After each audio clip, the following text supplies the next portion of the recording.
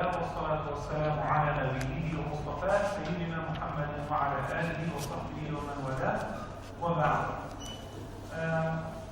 In the hadith, the Prophet sallallahu alayhi wa sallam said, المؤمن القوي خير وأحب إلى الله من المؤمن الضعيف وفي كل خير.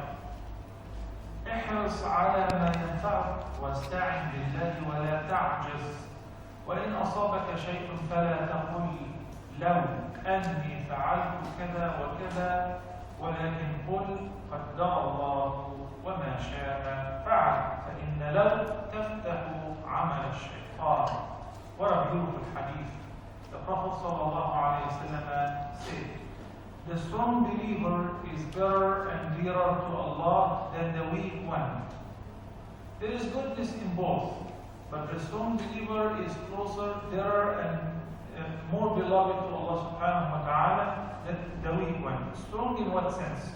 Muscular? That means men are better than women? No, it doesn't mean muscular. It means strength in every sense.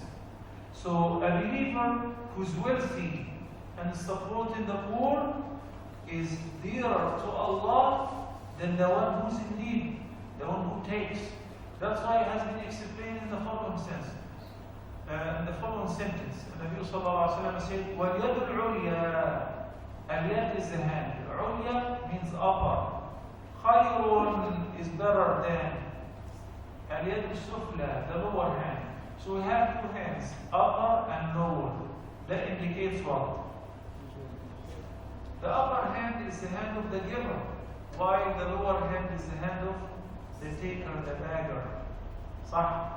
Yeah, they're all believers, but Allah loves the upper hand more than the lower hand. Loves the person who gives than the person who simply takes. So basically, this is an inclusive invitation to encourage believers to be powerful, to be strong, to be progressive, to be successful in business and in every field, so long as it's from halal and there is no interference between this and fulfilling your duties towards Allah on time. A person who can maintain that is a successful person.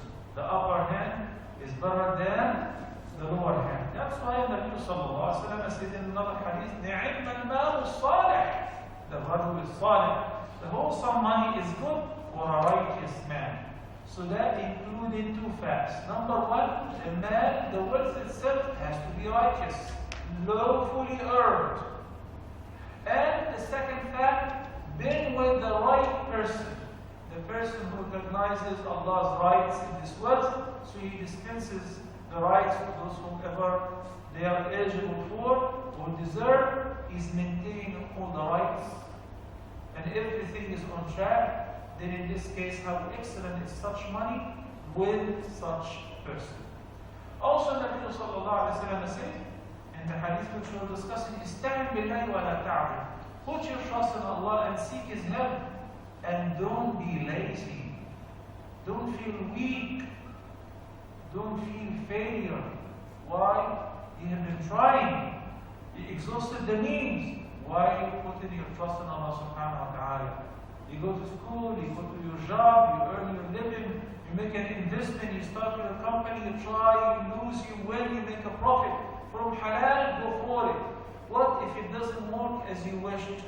Don't say, man, have I done this? It would have been done this way. No. Because there is no way that you could have changed it. فَإِنَّ لَوْ تَفْتَحُ عَمَلَ الشَّيْطَانِ, saying if it opens the door for the shaitan's business, because there is no if. If I just spend a couple minutes, I would have crossed that light, I would have got the plane or the flight. You will not want to be on this flight no matter what happens. Even if you went to the airport an hour in advance, your name is not in the list. Yes, you have the ticket, and you printed the boarding pass 36 hours in advance if you fly in Qatar Airways. Right? But you're not going to be in the flight. So calm down and say, don't say if. Rather, you should say, قَدَّرَ اللَّهُ وَمَنْ شَاءَ فَعَلَ. This is what Allah has decreed, and whatever He will, He executed, He did.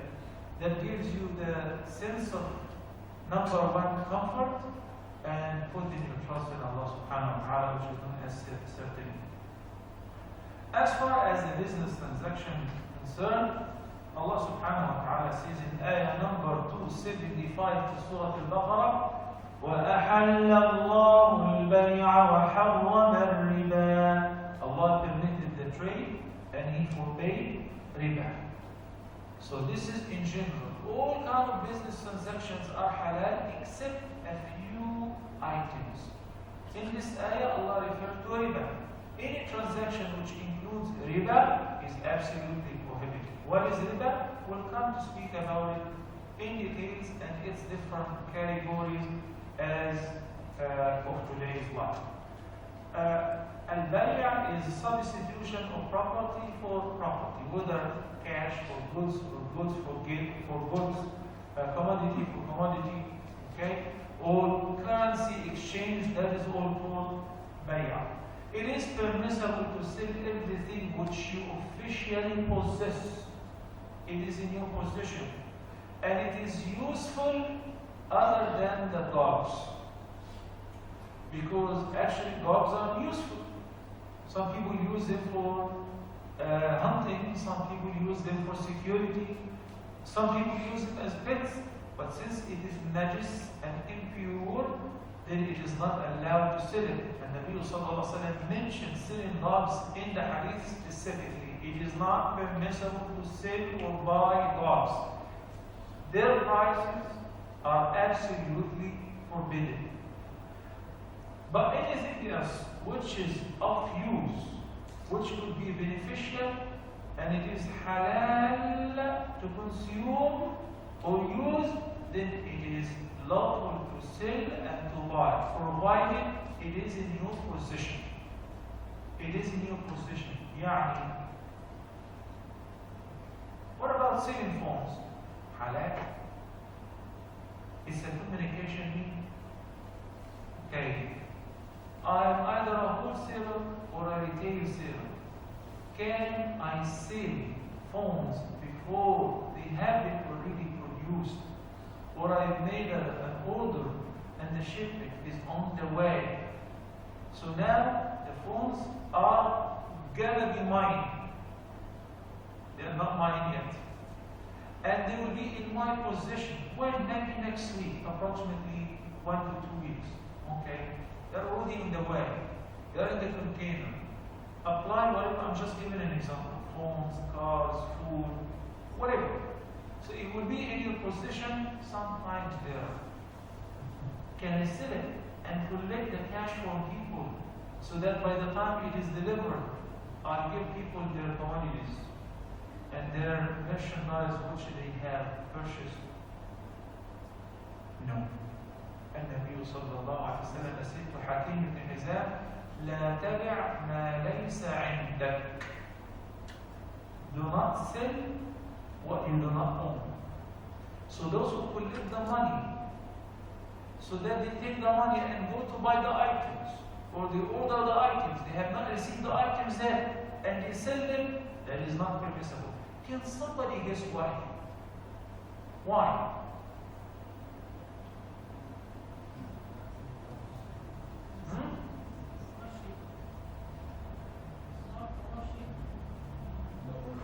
Yeah, the ownership, or this is what I say.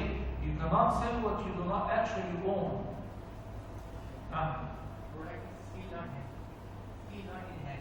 Well, that is the same. This is like synonymous with what I say. It is not in your hand yet. Why not? Why is it haram to sell the items which you do not actually own, which you do not actually possess? They are not in your possession.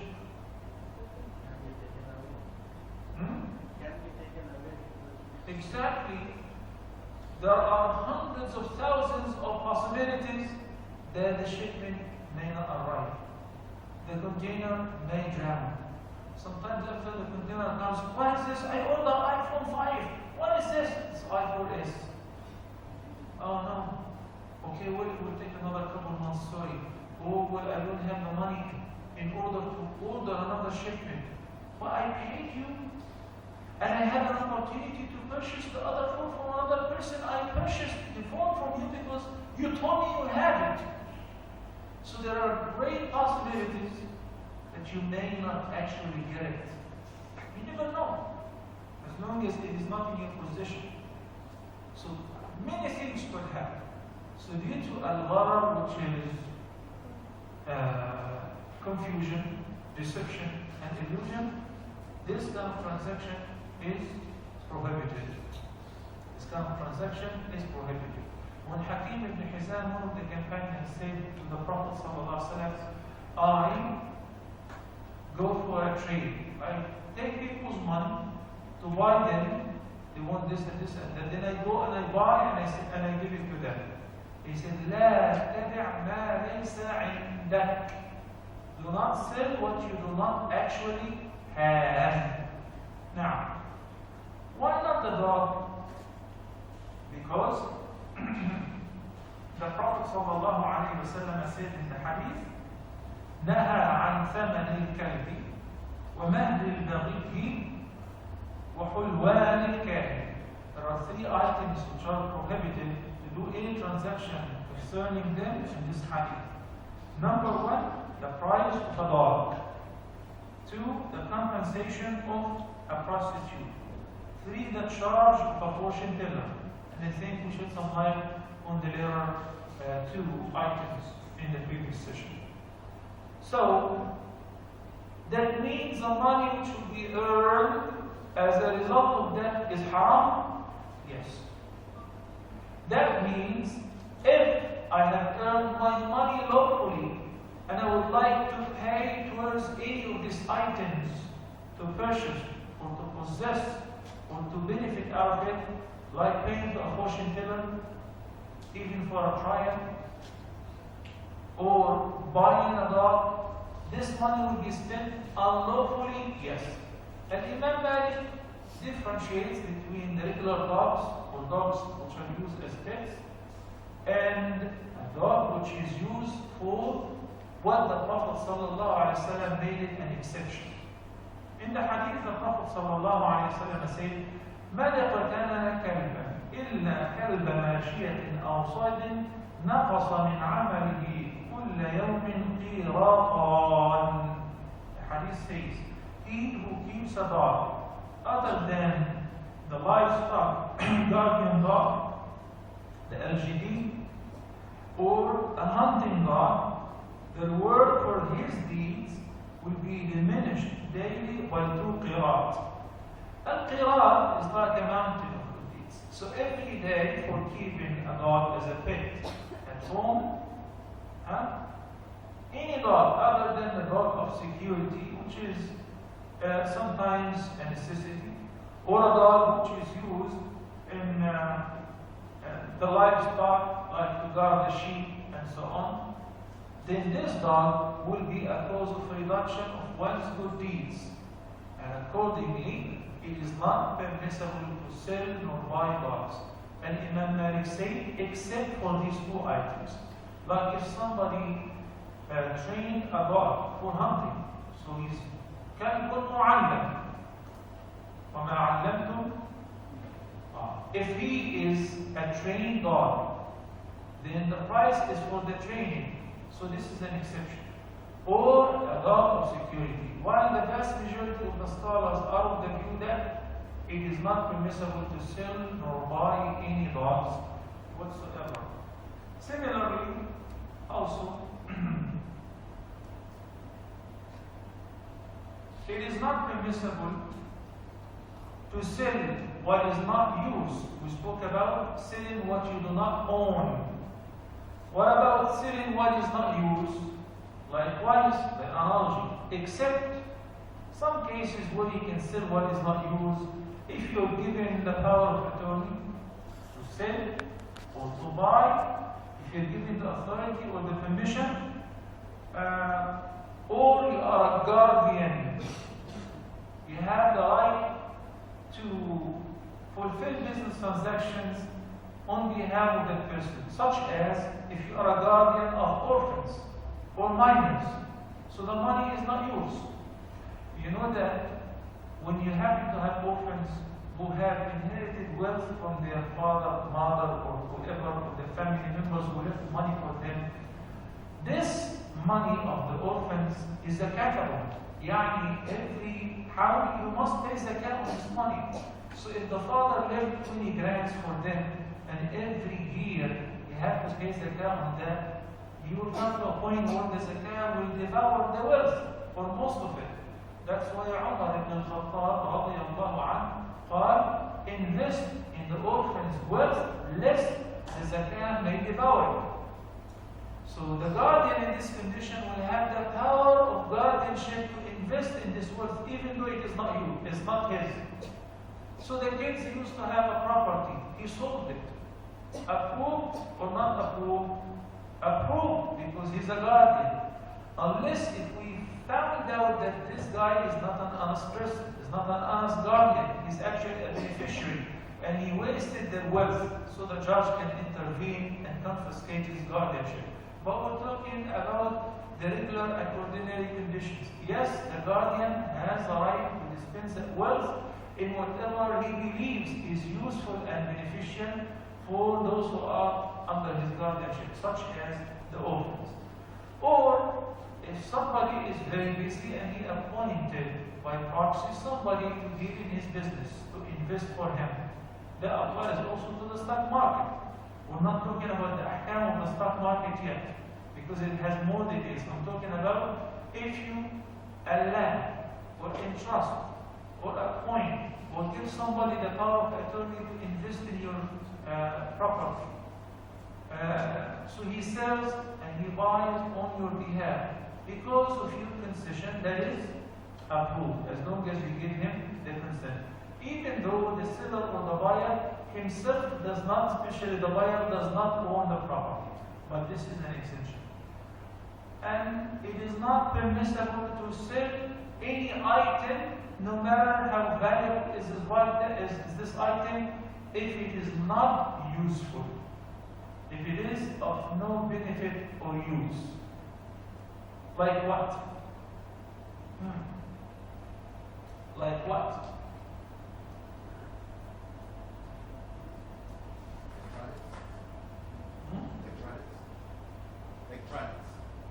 Electronics or narcotics? TV. Of course it is useful. Look at that. When we turn them on, we can see good things. You want to put me out of business or what? You have to watch us on television. So there are good and bad. Okay? It has benefits. Definitely it has benefits. Give me an example of something that of no use. Like a gun, I know it for any security because government is giving the security. If I will buy one gun, that is the selling or buying guns is permissible except during the time of fitna, or if you assume that this person is going to use the gun to kill somebody unlawfully or unjustly. So it must have benefits. You know, in countries which allow gun ownership, it is very important to have a gun, like in America, for instance. I'm telling here, suppose government already giving the security for me. Although I buy a gun and keeping in my house, no use for that one. Now, of course, there is use for it. The gun is useful sometimes for self-defense, for chasing criminals, robberies, and so on. I'm talking about something which has no benefit whatsoever. It's not useful, huh? Insects. What do you mean insects? Would people buy and sell insects? Yeah. You don't know about that. Likewise, snakes. Snakes, insects, scorpions. There is a big trade in that. So anything which is not useful, you're not allowed to sell nor buy. Its price is also a haram. How about Allahu Akbar, somebody asked a question. how about decorations and ornaments? Useful or not? Useful. But what kind of decorations? Statues? Because keeping statues is haram at home. Selling and buying statues is haram. Okay, the Mona Lisa, Da Vinci Code, if you're talking about a picture a frame which have an image, like many people keep images of nude women, nudity, or topless women, or whatever, haram. Anything which is haram in itself, it is haram to sell, as I'm going to speak about the next item. But decorations, halal. Halal decorations are absolutely halal to sell and to buy, and it will undergo the market prices. Wallpapers, paints, frames, calligraphy, all of that is halal. ولا بيع ما نفعه محرم. Also, it is not permissible to sell nor buy anything which is prohibited in itself. Like what? Narcotics, alcohol, intoxicants, cigarettes. Is selling cigarettes halal? Huh? Can anybody say halal? Let's actually check it out. Is selling cigarettes halal? The rule says that you're not allowed to sell nor buy anything which is haram. Nor sell or buy anything which is of no use.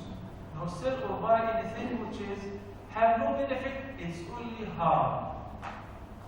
Only harmful items. So have no benefits. Because sometimes there are things which are beneficial and harmful. The guns, the knives.